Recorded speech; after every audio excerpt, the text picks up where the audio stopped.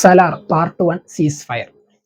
Honestly KGF നമ്മൾ എവിടെയാണോ കണ്ടു നിർത്തിയത് അതിൽ നിന്നും അണുവീട് അങ്ങോട്ടോ ഒന്ന് ഇങ്ങോട്ടോ മാറാനായിട്ട് പ്രശാന്ത് നീൽ റെഡിയല്ല എന്ന് വീണ്ടും ഊന്നി ഊന്നി പറയുന്ന ഒരു സിനിമാനുഭവം തന്നെയായിരുന്നു. കാരണം ഈവൻ അതിന്റെ സെറ്റ് അടക്കം അതിൽ പല ലൊക്കേഷൻസ് കാണിക്കുന്നുണ്ട്, അവിടെ ഇവിടെ എന്നൊക്കെ പറഞ്ഞിട്ട്. എവിടേക്ക് നമ്മൾ പോയാലും KGF കണ്ടുമറന്ന അതേ സെറ്റുകളും അതേ ഷീറ്റിട്ട വീടുകളും അതേ കരിയും പൊടിയും അതേ ആൾക്കാരും അതേ വെപ്പൺസും ഒക്കെ ആയിട്ടുള്ള സെയിം റിപ്പീറ്റേഷൻ തന്നെയാണ്. വന്ത സുട്ട സത്ത റിപ്പീറ്റ് എന്ന് നമ്മൾ പറയില്ലേ, അമ്മാതിരി സാധനം തന്നെയായിരുന്നു നമുക്ക് ഇതിലും കാണാൻ പറ്റുക. ഇപ്പൊ സിനിമയിൽ എന്താണ് കുറച്ചെങ്കിലും ഇഷ്ടപ്പെട്ടു എന്ന് എനിക്ക് ചോദിച്ചു കഴിഞ്ഞാൽ, പ്രഭാസും പൃഥ്വിരാജിന്റെയും ഒരു സെൽഫ് ട്രോൾ വരുന്ന ചില സീനുകളുണ്ട്. ഈവൻ ക്ലൈമാക്സിനോട് അടുക്കുമ്പോൾ ആ ഒരു സീനാണ് കുറച്ചും കൂടി ഒരു രസമായിട്ട് തോന്നിയത്. ആൻഡ് അതർവൈസ് സിനിമ ഒരു തരത്തിലും സംതിങ് ന്യൂ ഓഫർ ചെയ്യുന്നതിൽ പരാജയപ്പെട്ടു എന്ന് തന്നെ പറയാം. ഇപ്പോ ഒരു ഉദാഹരണത്തിന് ഈ സിനിമയുടെ ഏറ്റവും കോമഡി ആയിട്ടുള്ള ഒരു കാര്യമായിരുന്നു മലയാളം ഡബിങ്. കാരണം പല ട്രോൾ മീമുകളും ഓർമ്മ വന്നു. നമ്മൾ ഇനി എന്ത് ചെയ്യും മല്ലയ്യ, അല്ലെങ്കിൽ ഇതില് ഒരു കേക്ക് കട്ട് ചെയ്യുന്ന ഒരു സീനുണ്ട്. പ്രഭാസിന്റെ അവിടെ ഉള്ള അവരുടെ ആ ഒരു സ്ഥലത്ത് താമസിക്കുന്ന ഒരു കുട്ടി പ്രഭാസിനെ കേക്ക് കട്ട് ചെയ്യാൻ വേണ്ടിയിട്ട് ഒരു ബർത്ത്ഡേ കേക്ക് കട്ട് ചെയ്യാൻ ഒരു പ്ലാസ്റ്റിക് കത്തി കൊടുക്കുന്ന ഒരു സീനുണ്ട്. ആ സീൻ പെട്ടെന്ന് അമ്മ കാണുമ്പോൾ അത് പിടിച്ചു മേടിക്കുന്ന ഒരു സീൻ കണ്ടപ്പോൾ ശരിക്കും കോമഡി ആയിട്ടാണ് ഓർമ്മ വന്നത്. കാരണം ഇമാതിരി ബിൽഡപ്പ് കൊടുക്കാം, പക്ഷെ ചിരിപ്പിച്ച് പണ്ടാറടക്കുന്ന ഇമാതിരി ബിൽഡപ്പ് ഒക്കെ കൊടുക്കുമ്പോൾ ശരിക്കും കയ്യിൽ നിന്ന് പോയി തന്നെ പറയാം. പല സീനുകളിൽ ഇരുന്ന് ആകെ കോമഡി ആയി പോയ ഒരു അവസ്ഥയായിരുന്നു. ആൻഡ് മലയാളം ഡബിങ് ശങ്കർ രാമകൃഷ്ണനാണ് ചെയ്തിട്ടുള്ളത്. ആളെന്നെ ഇതിലത്തെ ഒരു വോയിസ് ഓവർ ചെയ്തിട്ടുണ്ട്.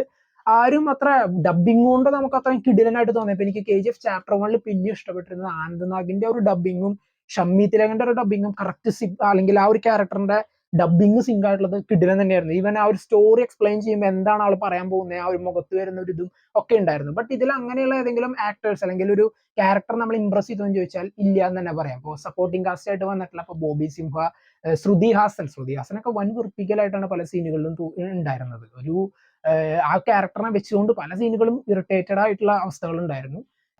പൃഥ്വിരാജിന്റെ ഭരതരാജമന്നാർ എന്ന് പറഞ്ഞ ക്യാരക്ടർ ആളുടെ ഇതുവരെ ചെയ്തിട്ടുള്ള റോളുകളിൽ അത്രയും പെർഫെക്റ്റ് അല്ലെങ്കിൽ ഇത് കരിയർ ബെസ്റ്റ് എന്ന് പറയാവുന്ന ഒരു റോളും അല്ല. കാരണം ഈ ഒരു ക്യാരക്ടർ വേറൊരു ആക്ടർ ചെയ്താലും ഓക്കെ എന്ന് പറയാവുന്ന ഒരു റോൾ തന്നെ. ഈവൻ എനിക്ക് എന്റെ മൈൻഡിൽ വന്നത് റാണ ദഗുബാട്ടിക്ക് ഈ ക്യാരക്ടർ ചെയ്തിരുന്നെങ്കിൽ സെയിം ഒരു ഇത് തന്നെയായിരിക്കും. ബട്ട് ആ പൃഥ്വിരാജിന് പറഞ്ഞു വെച്ചൊരു റോൾ എന്ന് പറയാനായിട്ട് എവിടെയും തോന്നിയിരുന്നില്ല.